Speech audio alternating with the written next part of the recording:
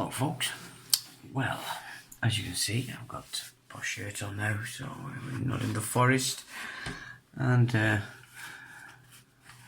let's get serious in another way, shall we? So, I think what's pretty clear today is if you follow the television, the script, confusion is now being thrown out all over the place. People are neither here nor there with what they are to do, what they're not to do, what they can, what they can't, etc. That's deliberate. Because obviously when you're confused, it's very easy for them to install a script. And very subtle they are at that too. Now, what I'm going to show you now is just three clips. The first is by Bill Gates' right-hand man, Fauci, who is set up to oppose the Republicans. So he's playing the part of the Obama man to keep up the division. He's given a speech there not long after President Trump gained office, and he's explaining that they will face a pandemic of such. Now, back in the day, as Donald Trump was being inaugurated, the division had to be set in order to give QAnon some teeth. And I believe that speech was that very method in order to cement in the minds of the American people that there really was going to be a big change if they elected Donald Trump. And now, as we are on the 18th of May, we are now aware of two video clips. One from the middle of April, in which Donald Trump sort of announced the fact that the future vaccine would be administered by a general and an admiral. And that was mid-April. And then, of course, he's continued to play the I'm opposed to anything and everything the World Health Organization wishes to carry out with Bill Gates and Fauci. So he's continued that, and then only 3 days ago we then had confirmation of that very fact again with Donald Trump, where he again reiterated the fact that the vaccine is going to be administered by the military.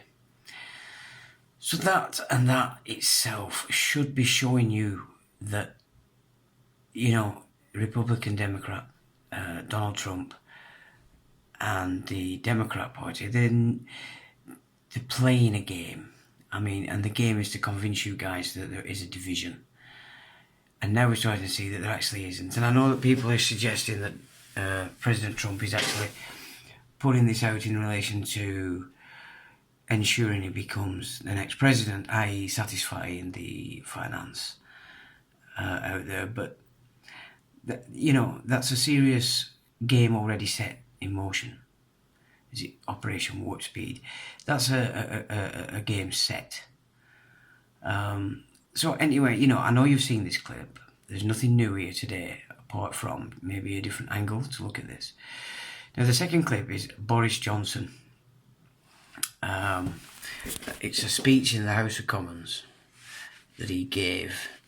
And what I'm going to try and point out here at this point is that when you're dealing with politicians, I understand that you all still believe you've got opposing parties. And of course, in the public, that is exactly what all politicians present. Yet, when you do understand how politics work, there's the back room reality. And in that reality, they are all the best of friends. There is no division. They are all Crown operatives. They have all oathed themselves to the fiction, and are therefore all operating according to the demands that have come through that fiction from the inner temple. Now, in this speech with Boris, it was in the House of Commons on the 11th of May 2020, so that's this year. And what we find is backroom conversation slips itself into the front end. This is not an accident that this happens. It probably is on their part because they didn't mean to do it, but you do out there need to be shown and told what's actually going on. And they've already stepped off liability in the UK. And of course, I put them on notice of liability in April. But they are now backtracking to take liability off them by explaining to you fully that although these figures for the COVID deaths are quite considerable, they haven't actually died of COVID, nor have in many cases they've been tested. And, you look at that again and then consider that there are actually no deaths from cancer being reported. If you have a car accident, it's still classed as COVID. So what they've actually done is mask all the normal deaths so far in this 16-week period. And let's be quite honest about it, that in itself, year by year, fluctuates. You only have to go back a few years and the figures are astronomical in comparison to what they've been in the last couple of years.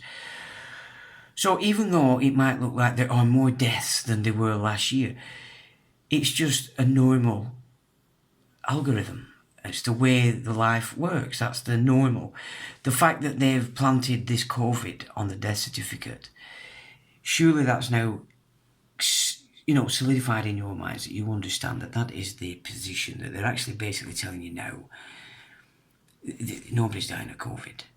Not only that, you've got to remember on the 20th of March, so this is 4 days before the announced lockdown, 4 days before, they downgraded coronavirus from high risk to not high risk on the 20th of March, yet created this pandemic of catching blah blah blah. We saw the police all doing the exact opposite of what were coming off from the talking heads between the crosses.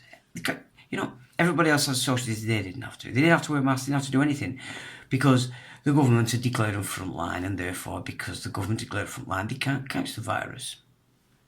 You've had the charade in the hospitals. Surely you've got to have seen there's enough doubt that these hospitals have been full. In fact, it's absolutely the opposite. The nurses, most of the staff that we would expect to be there were self-isolating. So whom these people were that were happy to act the goat in the hospitals and video themselves, and of course sign the official secret acts on a gag order not to report or speak of what was actually going on in the hospitals, and we know that they were empty. So there's some serious shenanigans gone on here while you've all been in your kennel terrified. And I just think it's time now to reflect, because they're definitely going to do a phase 2, which again Boris presents to you in his little speech here of the 11th of May. He speaks, again we get a bit what they might call a Freudian slip. And he seriously connects the term reproduction down as he's speaking of the vaccine. Now, we do know that Bill Gates, for many years, previous to this pandemic being launched, spoke about nothing other than to reduce the population, they would have to inoculate the entire world. There's many a speech of him saying that because he was a consistent. That's what he was preaching to the money people, the men, the elite, people that would be concerned about lowering the population. And there's no better method of lowering the population than to sterilise people. That is an absolute certainty if you study any of the Optimum Population Trust's documents, their mandate, what it is they intend. And remember, Sir David Attenborough was the head of that, the chair of that for quite a number of years. You don't get to know that when you're watching him on the television being lovely with nature. Well, he's promoting the idea of survival of the fittest, the nonsense, the monkey stuff. So Boris there makes a bit of a Freudian slip with the reproduction rate down, because that's exactly what the backroom speak is in relation to getting this vaccine off the ground. And then he's speaking again, praising the police, etc. But then he says it's going to work in the second phase of the disease, then fumbles a little bit, because backroom talk has come through to the front. And he fumbles and mumbles. And this is how Boris gets away with it, because you all expect him to be a bit of a fumbling, bumbling idiot at times, which he's proved himself to be. But that isn't bumbling idiot. That is a Freudian slip. That is back end talk come through to the front, so you can see that that's what they're actually looking at. That whatever they didn't achieve under this first lockdown, they will under the second phase. And that has been planned for a long time as well, people. You really need to get to grips with this. The ease at which they've been successful at getting you all to obey to this, they're pinching themselves. They are laughing, and the clapping you're doing, I mean, you really don't understand the mindset of the predator that's out there and has been out there for forever. As long as we've been here, they've been here. And what's happened in the last 200 years is we have had that grammar taken away from us, so we have no idea that this predator exists, and it's given it a 200-year window to basically slither itself into everything. So the third video is a mayor in America, and she is explaining to you how you basically get the parasite into the nation and the state, which is difficult because that mechanic isn't written into any law. In fact, it's forbidden by state law to allow such foreign entities to actually get inside the nation state.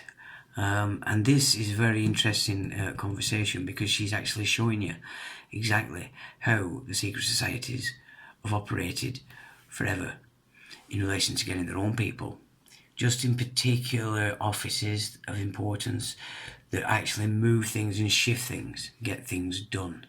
It's only by, you're only really required to control those key positions in order to force your will. And what she's explaining to you there is that they've done this by positioning their own people in certain offices who have taken an oath to the New World Order, not the nation. And it's very interesting because it does show you the MO of the secret societies. And it is this simple, but now, of course, today they're that far down the line.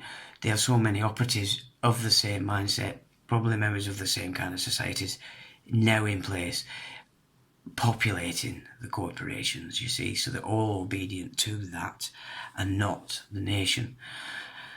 So it's not a long one, but it is a very interesting one if you just let that enter your mind and absorb the mechanics of what's actually being said here, because they do intend to go for a phase 2, and we do have this window of opportunity. They hope that you will just forget about it and go into a total false sense of security, so that when they activate it again, you will the rabbit in the headlights, as you did when they kicked it off back in March. You know, if we gain the grammar in this period, then we are going to be prepared for when they do kick it off next time. But bearing in mind, they're employing military all over the place in UK as well. Now, them testing centres as they are now could very soon turn into the same as what Trump's advocating, and that's forced vaccinations with the military involved. If that is not a good thing, because that shows the military now. We know the police have been co-opted by this corporate state who funds it, but now the military. This is what's important about it, and why I mocked the general in the previous video. I'm not mocking the British Army or Navy or Air Force. I mean, you know, take it from me, I am not. But things are not as they should be, and the military should not, in any way, shape or form, be supporting the profiting from this occupation that we're all enduring. They're not allowed to profit from any occupation. There are many rules that are being broken here, and that's international law. And we don't want to be losing international law, especially with this push to push in the no-hide system, which will cancel out all existing international, national, state, etc., etc. All those laws will go to the wayside, including the ecclesiastical. They're all going to go because this no-hide will just take over everything. That is the anti-life system. That is what it is. That's what they're pushing in. We need to get a grip and start to recognise that we do actually have means of giving our existing laws, ways, means to subvert this before they lost forever. We need to re-energize things, and we need to come together and start to think about how we do this as lots of people. It's not good picking, they pick off individuals. We need to do this as together, as class actions, big movements, but using the correct tools and throwing them in the right place. So just have a quick listen to these three. They're only short, but just absorb the angle I'm trying to put in there in relation to being ready for phase 2 of this absolute nonsense. Till the next time. I thought I would bring that perspective to the topic today, is the issue of pandemic preparedness. And if there's one message that I want to leave with you today, based on my experience, and you'll see that in a moment, is that there is no question that there will be a challenge to the coming administration in the arena of infectious diseases, both chronic infectious diseases in the sense of already ongoing disease, and we have certainly a large burden of that, but also there will be a surprise outbreak. We'll be able to raise. But let's be absolutely clear, Mr. Speaker, that I think everybody understands what we're trying to do together. And that is working together as a country to obey the social distancing rules, which everybody understands. And I think what the British people understand, that this is the moment for the whole country to come together and to obey those rules and to apply their common sense in the application of those rules. And I have huge admiration for the way that the police have enforced them so far, and I know that the British public is going to continue to help the police and everybody to enforce those rules, to get our reproduction rate down, to get this disease even further under control by continuing to apply good, solid British common sense. It's worked throughout phase 1, and I have no doubt that it's going to work in the second phase of the disease as well, of the fight against the disease as well. How you do it, my thoughts are, because it's not written into law, it's just a very dominant culture. I think the only way you can do it is a couple ways. One, I'm thinking about an executive order from day one that says, in more legalese than this is not a thing. We will no longer honor this, because the way that all-romantic prerogative works is there's got to be compliance with the executive branch, because otherwise it doesn't work. So you got to eliminate that compliance, and you make it a mandate, and then you do training, particularly in the city. I'll call them licensing departments, whether it's zoning, buildings, housing will be impacted by it, planning. So, and you pick the people to run those agencies and the deputies that are pledging allegiance to the New World Order and good governance, and you pick the people to run those agencies and the deputies that are pledging allegiance to the New World Order and good governance.